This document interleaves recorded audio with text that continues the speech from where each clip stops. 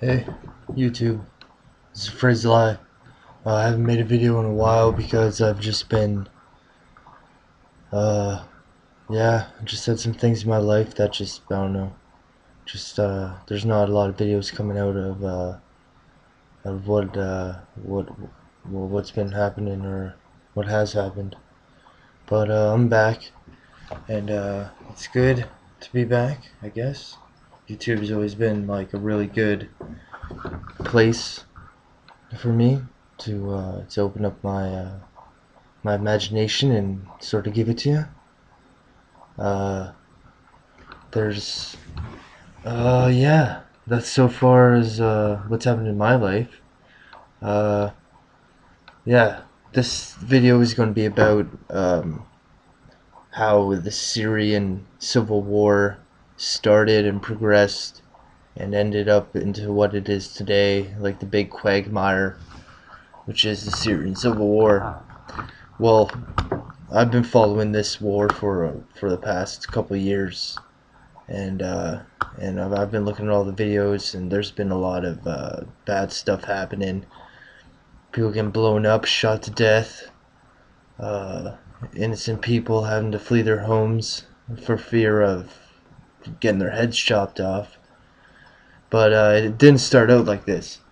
I remember when it was 2011 maybe, or 2012. It was right after the Libyan revolution that took place with in Tripoli, and with the killing of it ended with the killing of Muammar Gaddafi. His like sort of torture. Well, they killed him, and shortly after that happened, there was arms that began to flow into Syria because they thought they could win against their regime if the Libyans won against Gaddafi's regime. So al-Assad was basically dead from the start. Well, he wasn't dead, but at first in the Syrian conflict, there was people asking for al-Assad to step down democratically, not by force. There were just protests, tons of protests in the street, all across Syria, in Aleppo, in all the big major battlegrounds that are today. There were tons of protests. There were in Dara, in Homs, in Damascus, even, which is like his power base. There were tons of protests about why he should step down and when he should step down, which was immediately. They wanted him to step down immediately. And then shortly after the protests began, there was about a couple weeks for a couple weeks after the protests started, there were shootings now. During the protests, there would be armed guards there, and right of freedom of expression and the right to protest is not guaranteed to Syrians because they're underneath a dictator.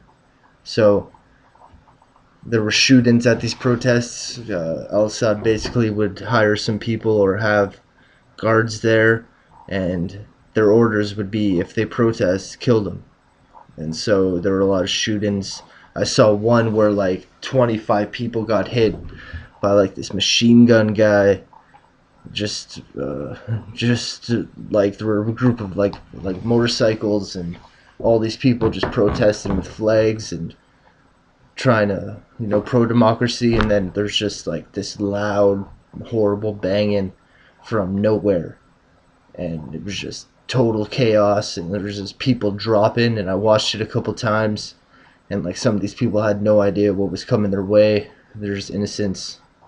And so that's how the rebellion started.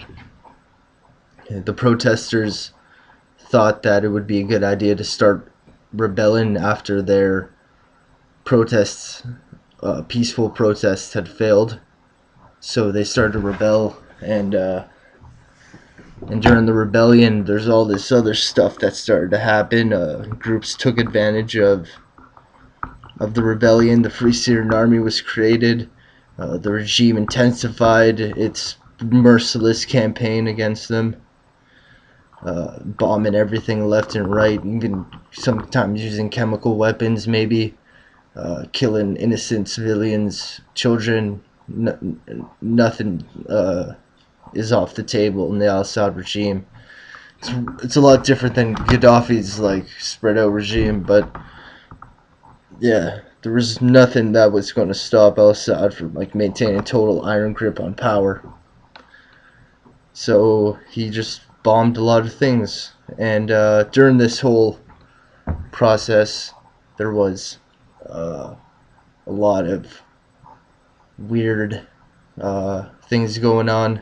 There was the battles in Aleppo, which is sort of like you got the rebels in like entrenched in the town, and then like on one side it's like all the government forces, then on the other side it's the rebel forces, and then it's like a big spiral of like supply chains and depots, and just if you're on this side you need to get your stuff from over here, so it has to go across, like you can't go through enemy lines, so it has to go like the long way around, and it's just this big spiral of death, and there's tons of people in it.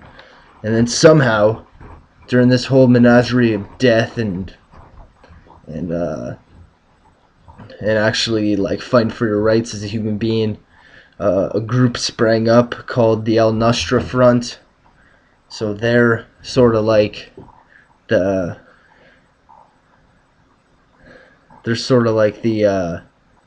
the lightning troops, or the sort of like the SS, or like some sort of special division within the Free Syrian Army. I don't know if they're affiliated in any way, but I think they are, and they're all about like taking into objectives and holding them, and they believe that when they die they're going to go to heaven, so they don't have a lot of fear. They have a lot of like a large martyrdom spirit instead. So if they die, they'll go to heaven, and it shouldn't really matter if they do anyways, because they want to die, sort of.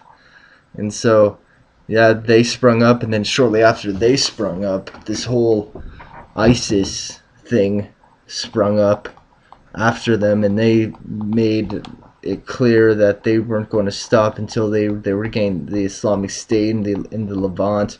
So that's Iraq and some parts of Syria, mostly near the river.